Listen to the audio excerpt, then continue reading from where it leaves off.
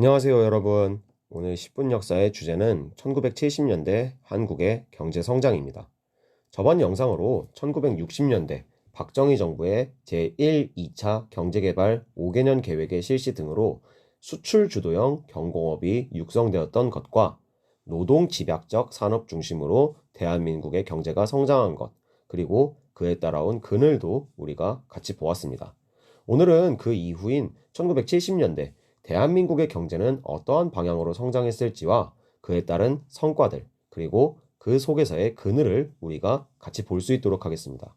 그럼 시작하겠습니다.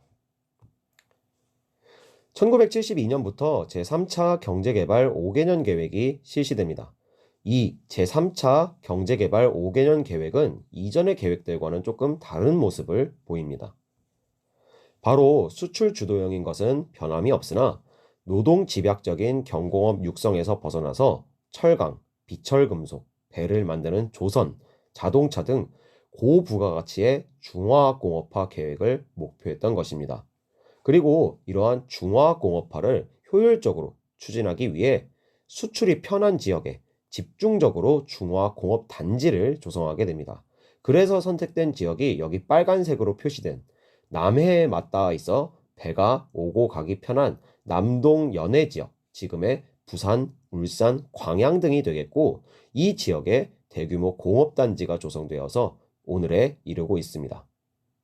우리나라 강철 생산의 핵심인 포스코, 포항제철도 1973년 이때 첫 생산을 개시합니다. 이후 1977년부터 제4차 경제개발 5개년 계획이 실시됩니다. 이 제4차 경제개발 5개년 계획에서는 수출 주도형 경제 구조가 확립됨에 따라 일어난 과도한 무역 의존도를 낮추기 위해 자력 경제 달성을 목표하였고, 수입과 수출 간의 적자인 국제 수지 적자폭을 개선하는 것이 목표였습니다. 이렇게 제1차부터 4차까지 이루어진 경제개발 5개년 계획의 성과는 이른바 한강의 기적으로 불리고 있습니다.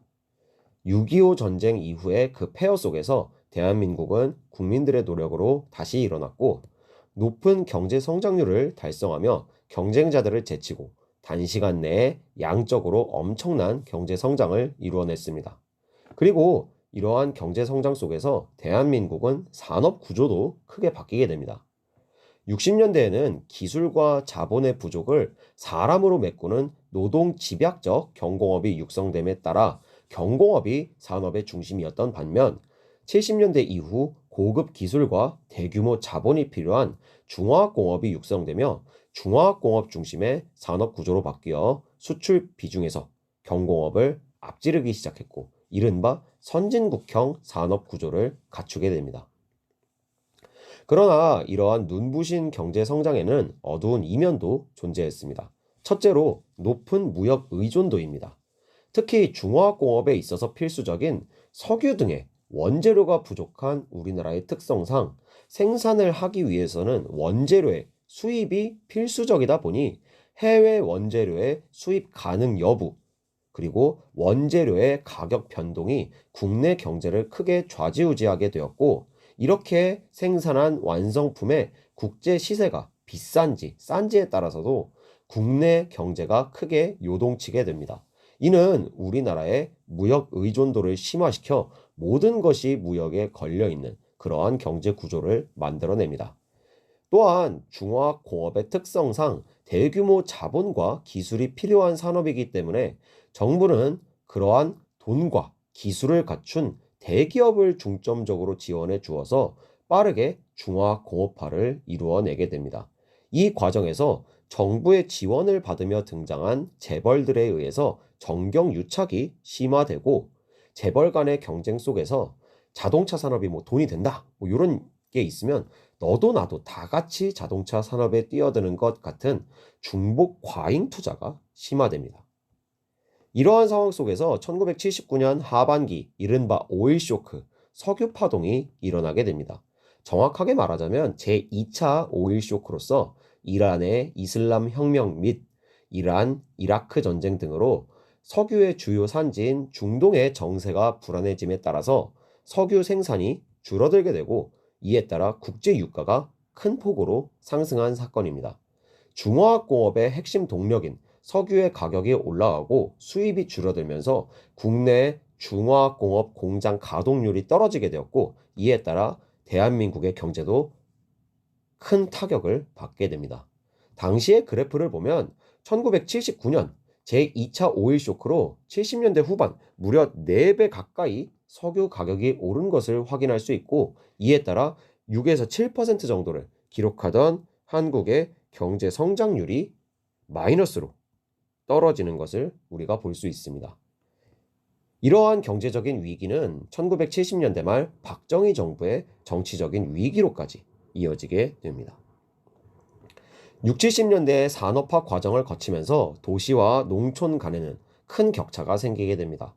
특히 도시와 농촌의 소득 격차가 벌어지게 되는데, 1973년에 제1차 오일 쇼크가 일어나기 전까지 도시 가구의 소득은 농촌 가구의 소득을 앞지르고 있었고, 이에 일자리를 찾아서 좀 더 높은 소득을 위해서 젊은이들을 포함한 많은 농촌 인구가 수도권 그리고 대도시, 공업도시로 이동하는 이촌향도 현상이 일어나게 됩니다. 이렇게 몰려든 농민들은 대부분 안정된 일자리를 얻지 못하고 도시 빈민으로 전락하게 됩니다. 이러한 도시 빈민이 많아짐에 따라 대도시들에는 이들에 의해서 무허가 판잣집들이 대거 들어서게 되었고, 특히 사람이 잘 살지 않던 언덕 위에 같은 고지대에 자리를 잡으면서 달과 이어진 높은 동네, 이른바 달동네라는 빈민촌이 형성되게 됩니다. 급격한 도시화에 따라서 도시에서는 주택의 부족, 교통체증, 많은 인구와 쓰레기로 인한 환경 파괴 등의 도시 문제가 발생을 합니다. 정부는 이에 대응해서 신규 아파트 단지나 신도시의 건설을 통해 주택 공급을 늘려 주택 부족을 해결하려 하였으며, 교통체증을 완화하기 위해서 지하철 그리고 버스 등의 대중교통을 확충하려는 노력을 이어갔습니다. 다만 이러한 과정에서 새 아파트를 건축하기 위해, 새 지하철을 놓기 위해 토지를 확보하는 그러한 작업 속에서 밀려난 이주민들에 대한 대책이 미흡하였고, 이는 1971년 경기도 광주에서 일어난 이주민들의 시위인 광주 대단지 사건 등의 대규모 시위로 이어지기도 하였습니다. 또한 재개발이 되는 지역에 미리 땅을 확보해서 보상금을 타먹거나 집을 대량으로 보유하고 전세로 내놓아서 이득을 보는 등의 부동산 투기가 심화되며 현재까지 이어지는 이른바 부동산 불패의 신화가 시작됩니다. 한편 농촌 경제는 성장 위주의 공업화 중시 정책과 그를 위한 노동자들의 임금을 낮추는 저임금 정책, 그리고 그러한 저임금 노동자들이 안정적으로 밥은 먹을 수 있게끔 하는 저고가 정책이 이어짐에 따라 어려움에 직면하였습니다. 이러한 저임금, 저고가 정책에 따른 농촌 경제의 어려움을 해결하고 도시와 농촌 간의 소득 격차를 줄이고자 박정희 정부는 1970년부터 새마을 운동을 실시합니다.